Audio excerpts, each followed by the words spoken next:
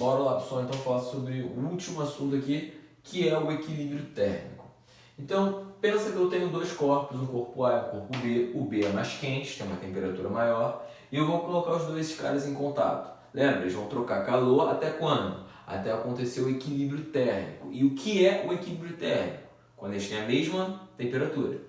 Então, basicamente, os corpos trocam calor até atingirem a mesma temperatura. Essa temperatura chamarei de temperatura de equilíbrio, tá certo? Então, eles vão trocar calor até atingirem a temperatura de equilíbrio, o mesmo valor.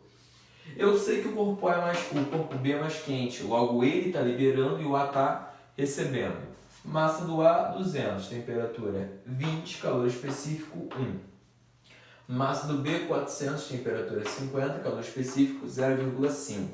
Vou colocar os dois em contato para trocar calor dentro do calorímetro.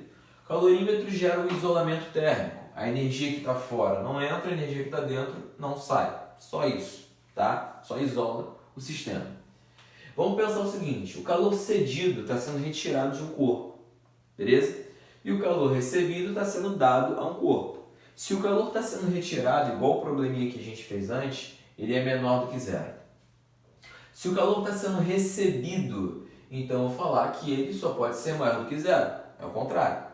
Se eu somo então o calor dos dois corpos, o somatório do calor tem que dar zero, ou o calor total tem que dar zero. Pô, não entendi. Vê se não faz sentido. Tenho dois corpos, um A e um B. O B está perdendo calor. Então, o sinalzinho para ele é o quê? Negativo. O A não está recebendo essa energia, então o sinalzinho para ele é o quê? Positivo. Vamos pensar que o corpo B liberou 10 calorias, então ele perdeu 10. Vamos pensar que o corpo A recebeu essas 10 calorias, então para ele aqui, ó, mais 10. Se eu somo então o calor do A mais o calor do B, eu fico com quanto? Zero. Esse é o raciocínio. Então o calor liberado mais o calor recebido tem que ser igual a zero, tá? E a partir daí a conta não vai ser nada absurda, até porque esse exemplo não é nenhum exemplo muito trabalhado. Vamos pensar o seguinte, o corpo A, ele não vai ficar mais quente, não vai aumentar a temperatura? Então, para o corpo A eu tenho um calor sensível, MA, CA, delta T para o A. O corpo B não vai ficar mais frio? Calor específico, o calor sensível para ele, MB, CB, delta T para o corpo B. Tudo isso igual a zero. Substituindo os valores, quem é a massa do corpo A? 200. Calor específico do A? 1. Variação de temperatura dele. Eu não sei qual é a temperatura final, mas eu sei que a temperatura final tem que nome? Temperatura de equilíbrio. TEC menos 20 mais 400 vezes 0,5 vezes TEC menos 50, mesma coisa, massa, calor específico, final menos inicial, é igual a zero, beleza? Então, ó, vamos só multiplicar esses caras. 200 vezes 1, você sabe que vai dar 200. Vezes, por enquanto estou repetindo aqui, só para manter a ordem, tá? Mais 400 vezes 0,5 vai dar 200. TEC menos 50 é igual a zero. Vamos aplicar aqui a distributiva. O 200 multiplica tanto o TEC quanto o menos 20. TEC menos 50.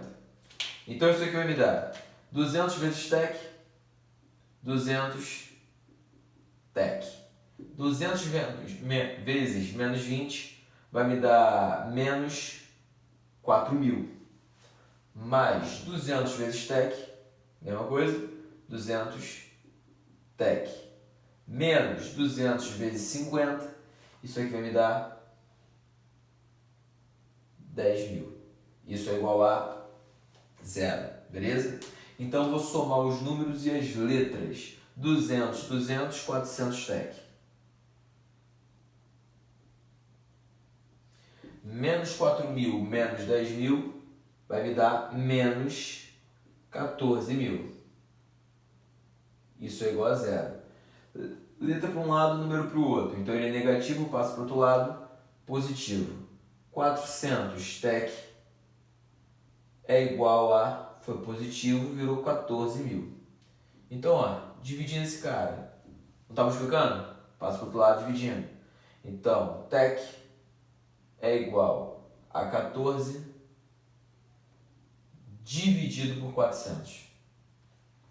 Então, posso cortar 2 zeros em cima e embaixo. Fiquei com 140 dividido por 4. Isso vai me dar 35 graus. Então, a temperatura de equilíbrio é 35 graus. Se liga numa coisa. Quando você estiver fazendo uma questão de equilíbrio térmico, para você ter certeza de que você não fez alguma conta errada, sempre se certifica. A temperatura de equilíbrio, ela sempre precisa estar entre a temperatura máxima e a temperatura mínima. Ou seja, ela precisa ser maior do que a temperatura mínima, e precisa ser menor do que a temperatura máxima. Tranquilo?